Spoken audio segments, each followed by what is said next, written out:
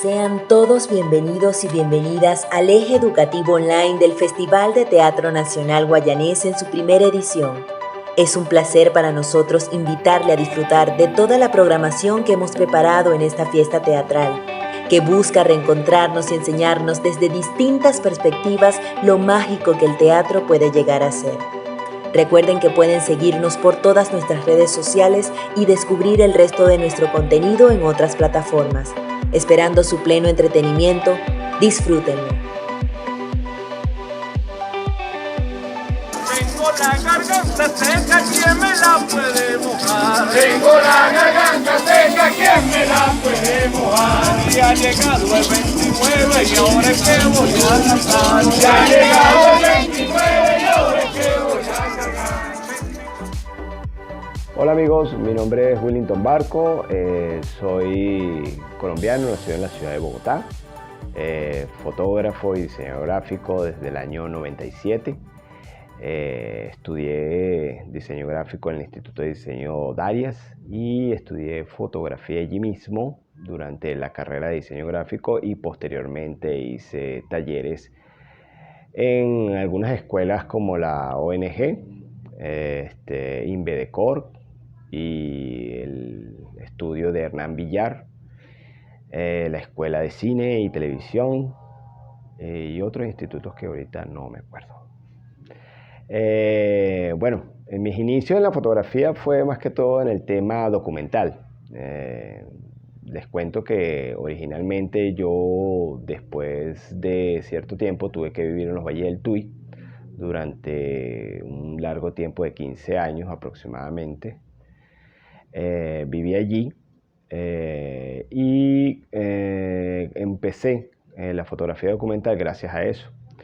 Les explico, cuando yo estudié fotografía en la escuela Invedecor, estaba ya viviendo en este sitio y se me pidió de que hiciera fotografías sobre algún tema que me llamara la atención, y yo vivía en este pueblo que es Santa Lucía del Tuy, un bello pueblo tipo colonial, de casas de patio central, grandes ventanas, techo de cañamarga, tejas, y todo eso me llamó mucho la atención a nivel arquitectónico, y también la parte interior de estas casas que tenían muchas veces cosas interesantes, antiguas. Bueno, empecé a hacer este tipo de fotografías y fue cuando me conseguí con la fotografía documental. Bueno, como yo iba diciendo, se me pidió un trabajo de fotografía sobre algún tema en específico, y como vivía en este pueblo, me llamó mucho la atención la parte arquitectónica del pueblo y empecé a fotografiarlo basándome en los pocos conocimientos que tenía para aquel tiempo, sobre todo en la parte de las perspectivas, la ley de los tercios y todo esto. Y bueno, cuando llevé mi trabajo hacia el profesor, que recuerdo con mucho cariño, que me hizo la revisión y me dijo que las fotos eran espectaculares, que le encantaban, que dónde había hecho eso, que para dónde yo me había ido, y le dije, no, que yo vivo allá. Y entonces era algo risible porque decían que yo viviera en un pueblo. Y le dije, bueno, sí, es verdad, yo vivo en un pueblo que es un pueblo, son casas antiguas. Yo vivía en la parte foránea del pueblo, en la parte de la afuera del pueblo, en unas residencias que eran las únicas, o son todavía las únicas residencias que quedaban allí. Y bueno, nada, empecé a hacer ese trabajo y hice después una segunda avanzada fotográfica que fue en el cementerio. El cementerio me llamaba mucho la atención porque era un cementerio con tumbas del año de 1700, 1800, cosas así. Entonces yo entré en ese cementerio de noche me acuerdo yo que fue para un Día de los Muertos, donde iluminaban las tumbas y todo eso, que me llamó mucho la atención, y hice alguna fotografía y bueno, fue espectacular el trabajo, la que me encantó, y sobre todo al profesor, y de ahí empecé con la fotografía documental sin saber que era fotografía documental verdaderamente.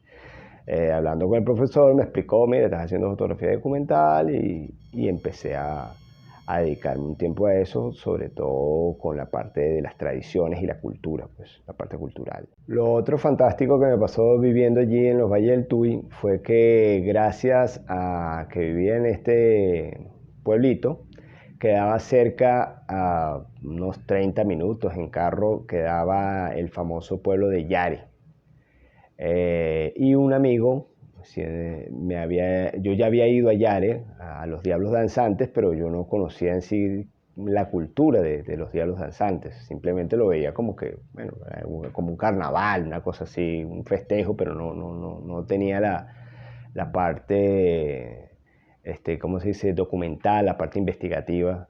Entonces en esta segunda parte dije, bueno, voy a averiguar cómo es eso y de qué trata, y hablé con un amigo que sí conocía de la cultura y me puso en contacto con otro y así sucesivamente, hasta que entonces empecé y hice las primeras fotos de los Diablos Danzantes.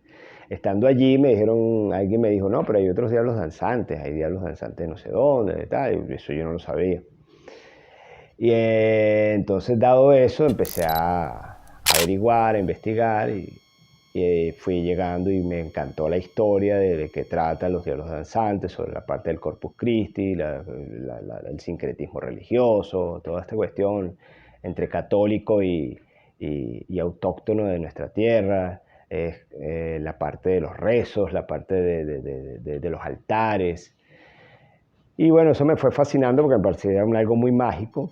Y empecé por mi segundo tema, que fueron los Diablos de Naiguatá. Después fui de los Diablos de Naiguatá, me aventuré con los Diablos si no me equivoco, fueron los de otro pueblo que queda cerca de allí, de Santa Teresa del Tuy, que es Orituco.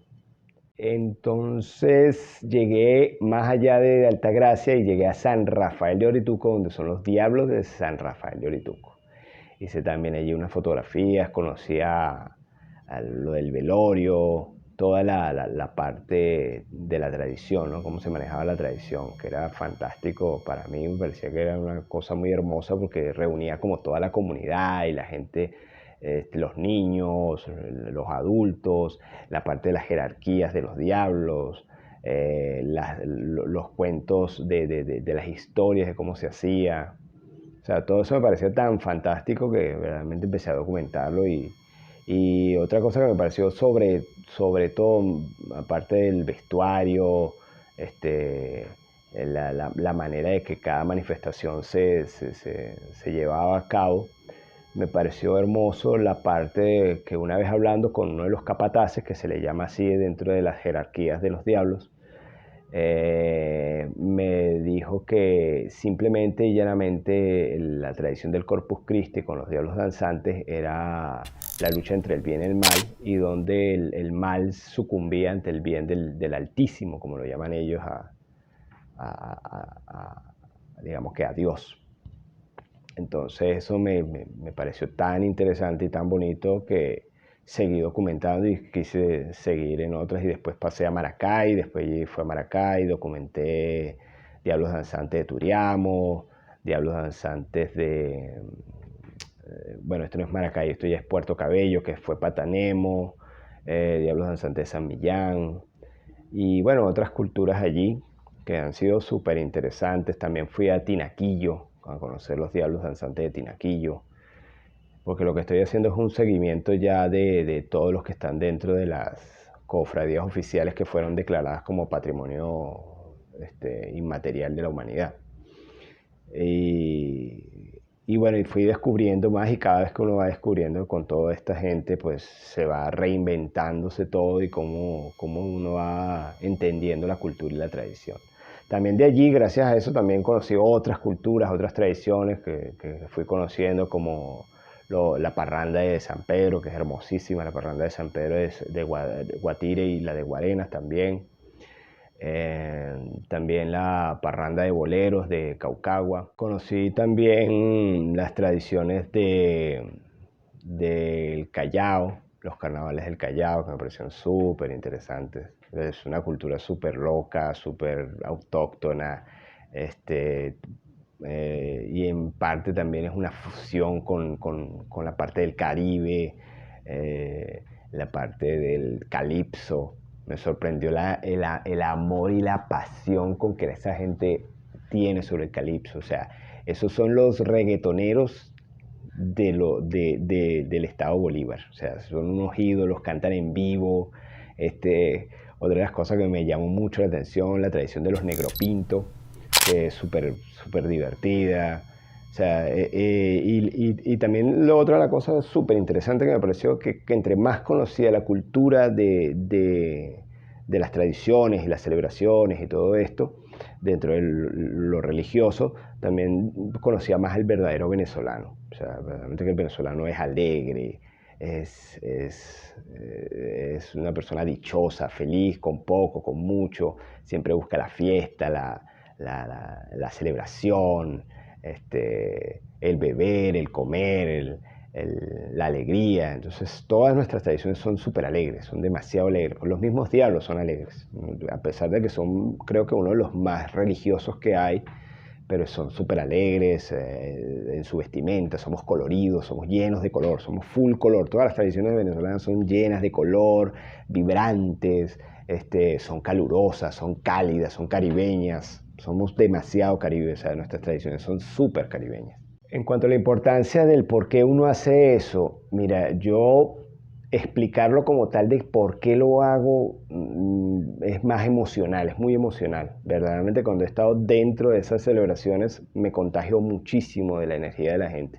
O sea, hay una energía demasiado vibrante de la felicidad, la alegría, la fe, la devoción, el amor, la empatía entre la gente, la alegría de estar dentro de esa celebración y pertenecer a esa celebración. Eso es lo que se siente verdaderamente en esas celebraciones.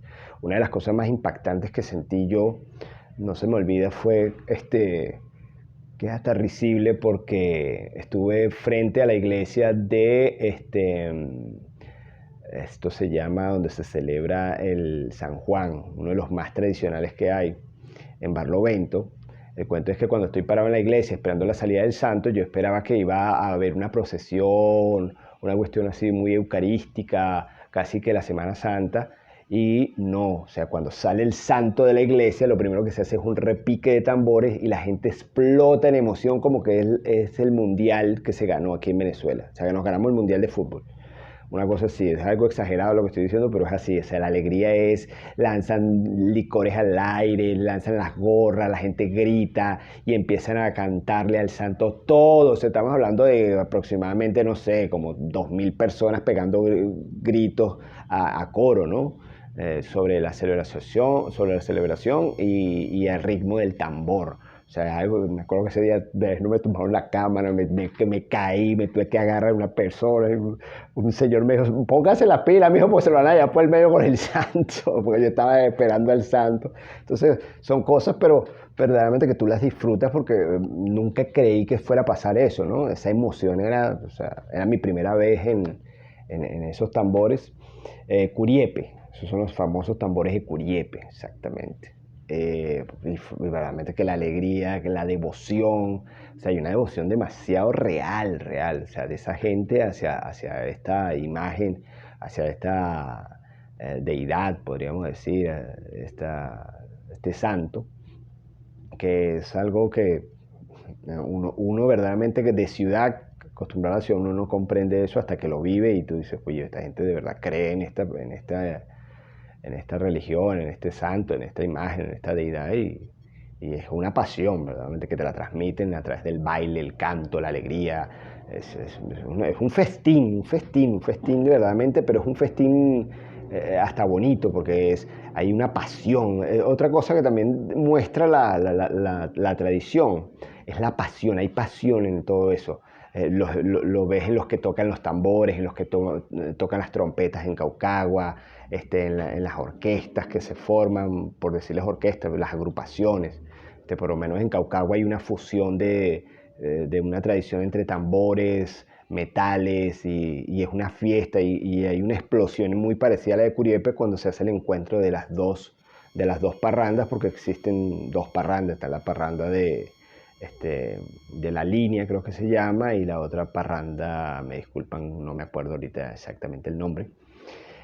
Pero en Caucagua hay un encuentro, y cuando se encuentran en la Plaza Bolívar, o sea, es una explosión y la gente empieza a gritar, a cantar, a bailar, y bueno, es verdaderamente una celebración total las tradiciones venezolanas. En cuanto a la importancia de la fotografía documental, te puedo decir de que es algo que creo que todo fotógrafo debería dedicarle parte de su tiempo, ya sea un fotógrafo de moda, de publicidad, de bodas, de lo que sea, debería dedicarle eso en parte porque estamos dejando un documento donde otras generaciones o futuras generaciones podrán darse cuenta de la tradición y de la verdad del venezolano, de la esencia del venezolano, y mucha de la esencia allí del venezolano con respecto a esas tradiciones. Creo que habla mucho de lo que somos, de nuestra idiosincrasia, de nuestra forma de ser, de nuestra alegría, de nuestro color,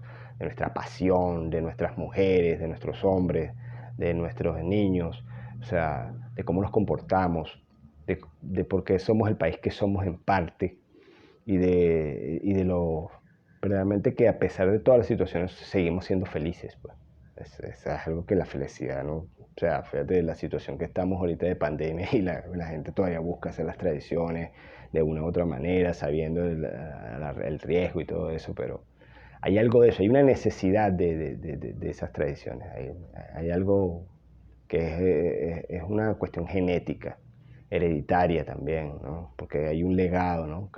Esta tradición le deja el legado a los niños, a lo que llaman los semilleros. De por sí, una de las cosas que me llamó mucho la atención de que cada tradición tiene ya un semillero, ya sean los diablos, ya sea la parranda de San Pedro, la parranda de Boleros, los carnavales del Callao, los carnavales de aquí, los sanjuaneros, siempre tienen un semillero para mantener la tradición y eso es algo muy importante, ¿no? Es parte de nuestra identidad y eso creo que es lo que debemos hacer, pues dejar ese documento para futuras generaciones y sabernos y conocernos en nuestras verdades y mantener esas tradiciones, pues parte de nuestra esencia. En cuanto a fotografía de teatro, sí, mientras empecé con lo documental, vuelvo a Caracas después de dejar de vivir en los Valles del Tuy y me encuentro con el arte circense. Este arte circense me empezó a llamar mucho la atención porque empecé a ver y a darme cuenta de jóvenes que estaban empezando con este arte, el arte de circo, en la calle. Entonces los veía en los semáforos, los veía en las plazas y me los empecé a encontrar. Y un día un amigo me dice que iba a haber un encuentro de circo en lo que se llamaba, recién inaugurado por aquellos tiempos, Túnel Fuerte, que es en el Valle, por la zona de Longaray.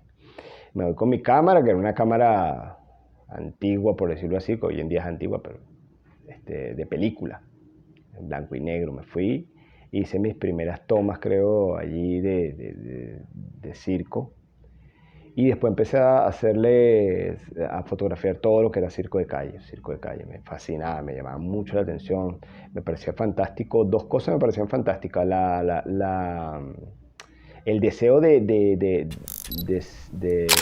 empatía que había dentro de estas personas por alegrarle el día a la gente y el atrevimiento, porque realmente si usted ve hay que ser bastante atrevido, bastante valiente, exponerte a un público que no tiene ni siquiera por qué respetarte ni nada, porque no es ni siquiera una sala ni nada, sino tú creabas tu sala, pues ellos creaban su sala, ya fuera en un semáforo, ya fuera en una plaza, ya fuera en un bulevar o cualquier sitio que se les ocurriera.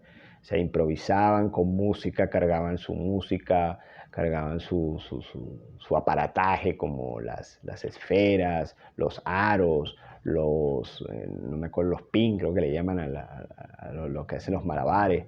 Y eso me llamaba tanto la atención que voy a empezar a documentarlo. Y bueno, duré mucho tiempo documentando eso y siempre lo dedicaba todos los domingos. Para esos tiempos yo trabajaba mucho la publicidad, pero todos los domingos, que era mi tiempo libre, o sábados, salía con mi cámara y le hacía fotografías, buscaba, y después de allí,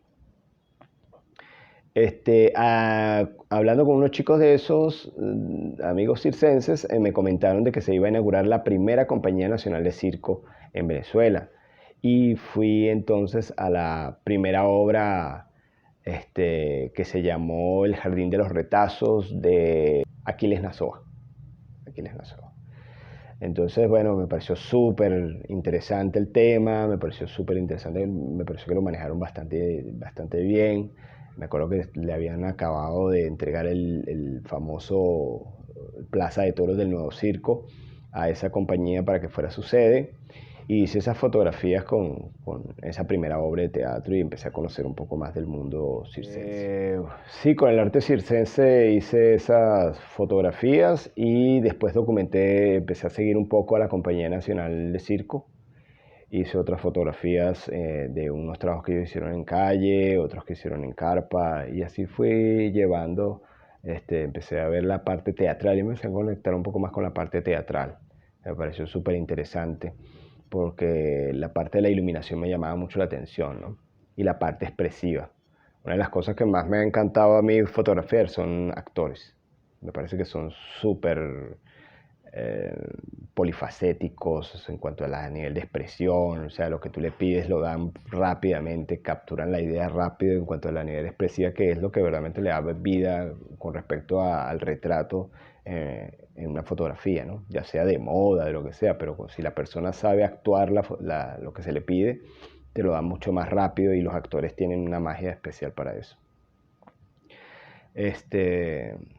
Una de las cosas también que me llamaba la atención era, como lo dije, la luz, ¿no? Ahí, claro, en cierta manera la fotografía de teatro es, en cuanto a la iluminación, es interesante y a la vez me parece a mí, desde mi punto de vista muy personal, es muy fácil porque la luz no la pones tú, sino la pone el que esté allí como director de fotografía de teatro, pues, ¿no? O director de iluminación.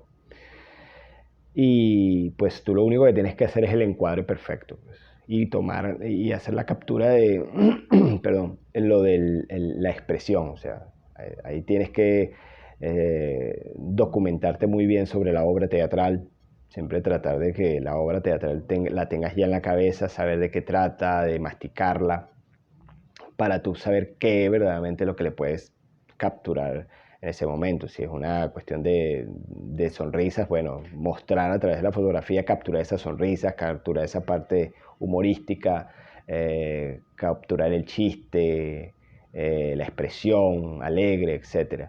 Igual si es dramática, pues capturar el llanto, la tragedia, todo este tipo de cosas que son las que te hablan a través de la fotografía de una obra de teatro.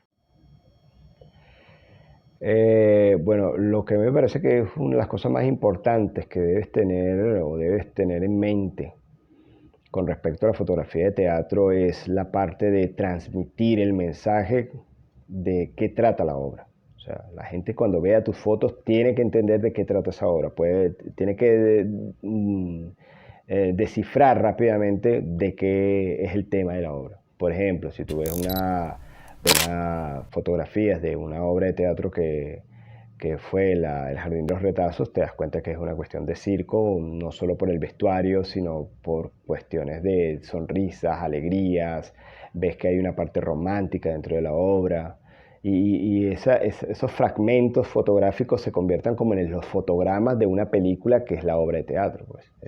Eso tiene que ser así.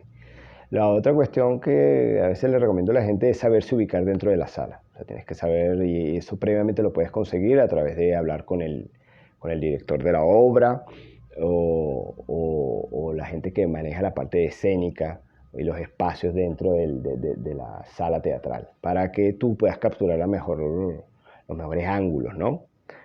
A veces te ubican dentro en un balcón, a veces te ubican en la fosa, a veces hay un palco para prensa, exactamente, donde se ponen toda la gente de prensa porque es el mejor ángulo para capturar, bueno, etcétera. Y tener equipos verdaderamente, sobre todo en la óptica, que tenga bastante abertura de diafragmas, porque acuérdense que no se pueden utilizar flashes en esas obras y dependiendo de la iluminación, también saber qué tipo de iluminación utilizar en la obra, si va a ser una obra, vamos a decirlo, muy oscura en cuanto a iluminación o va a ser súper iluminada, entonces saber qué óptica necesitas para que puedas tener unos buenos resultados y no te salgan las fotos movidas o no te salgan muy oscuras. Eso es súper importante, pero también para poder tener todo eso deberías hablar previamente con un director o alguien que maneje la obra de forma, ¿cómo se podría? Estructural, sepas la estructura, cómo empieza, cuál es la primera escena, segunda escena, tercera escena, qué pasa en el intermedio, etcétera. Si puedes cambiarte de posición de repente dentro de la sala, saber cómo es la sala, si la sala es bastante iluminada, bueno, son una gran cantidad de cosas que uno debería informarse para poder tener unos buenos resultados y no ir a cuando llegas allá y, por ejemplo, una de las cosas que a veces pasa es la distancia que tienes de donde te van a ubicar a ti como fotógrafo hacia hacia las tablas, pues, ¿no? Hacia no sé cómo se llama, el teatrino, el teatro, la cuestión donde están, porque al escenario. La distancia que tú estás, porque de repente tú te vas con un lente gran angular y la distancia es demasiado lejos, estás a 20, 30 metros del escenario y bueno, eso no te va a funcionar porque todo el mundo va a salir como así chiquitico en la foto, pero de repente si tienes un tele, pues ya vas a poder solucionar. Entonces tienes que saber. Ahora, si vas a una obra de teatro que no sabes absolutamente nada, bueno, trata de irte bien armado, llevarte un tele, llevarte ya sabes, lentes de buena apertura, porque de diafragma, para que puedas captar buena luz y nada, y bueno, si puedes ahí colearte por ahí, preguntarle a alguien, a la gente de protocolo o colearte con la gente de teatro, que te informe un poquitico de la obra, de qué trata, de qué consiste, etc. En cuanto a los equipos, ¿qué cámara recomiendo para fotografía de teatro? Alguien que esté iniciándose en la fotografía. Bueno, lógicamente, pues el mejor equipo que pueda conseguir tu presupuesto. Siempre tratar de que sea el mejor equipo que puedas conseguir con tu presupuesto. Pero no es un limitante para dejar de hacer fotografías. Concéntrate más en la óptica. Para eso sí te recomendaría más concentrarte en la óptica. Porque si tienes una óptica de muy corto diafragma en cuanto a muy cerrado, pues vas a pasar trabajo en ciertos momentos. Y bueno, nada, yo recomendaría una óptica en cuanto a la distancia focal que fuera entre un 18 y puedas tener un lente entre un 18 y un 120, 128, una cosa así, para que puedas, ¿no?, hacer un zoom interesante y puedas abrir, hacer tomas generales, tomas de detalle. Eso es otra cuestión que también tienes que analizar, qué tipo de tomas quieres, porque dependiendo de la toma, por ejemplo, si quieres capturar una expresión, que es el rostro el que habla como tal de la obra, por la expresión del personaje, del actor, pues deberías tener un tele donde tú captures ese momento de ese rostro. Si es algo que es más de la parte anatómica, el cuerpo habla en la obra, de repente por la posición, de repente porque es el encuentro de tres personajes dentro del escenario y quieres que se vea esa escena donde interactúan, pues deberías tener un ángulo más abierto, ¿no?, para hacer un plano general. Entonces hay muchas cositas que claro, esto las entiende uno y las va aprendiendo a nivel de que vas corriendo en el trabajo, porque el trabajo te va hablando y te va exigiendo ciertos equipos y ciertas tomas que tú dices, bueno, para esto este lente no me sirve, tendría que tener este lente, etc. Otra cosa, debería uno, en las posibilidades de nuestro querido país, tener dos cámaras. ¿Por qué? Porque necesitas una cámara con un gran angular y una cámara con un tele, porque mientras tú cambias el lentecito, o tener un lente que te dé desde, que ya los existen, por ejemplo, un lente que te dé de una apertura 24 a un 150 o algo así, para que tú puedas, ¿no?, hacer la apertura con el mismo lente y no intercambiar lentes, por ejemplo. O sea, hay muchas cositas que son súper interesantes, que las van aprendiendo y se van empapando. A veces hasta hablar con la gente de la iluminación, saber si va a ser luz cálida, si va a ser luz fría, si le van a meter humo a la escena, si le van a... por ejemplo, parte del teatro también es la danza contemporánea. La danza como tal es parte del teatro y pues uno a veces tiene que estar informado de cómo se baila, qué tan rápido va ese movimiento, saber qué velocidad le tienes que poner a la cámara para que no salga tan movida, o si quieres justificar el movimiento y hacer que la foto salga movida. Bueno, es cada quien cómo maneja su lenguaje dentro de la fotografía. Bueno, ante todo muy agradecido por la invitación y espero les haya agradado el cuento que les eché por acá. Y nada, los invito a que sigan este material en el primer Festival Nacional de Teatro de Guayana, el cual, bueno, aplaudo porque para esta situación país que estamos viviendo realmente es un éxito nada más poder lograr un evento de tal magnitud. Les agradezco nuevamente y me despido de todos y gracias. Excelente.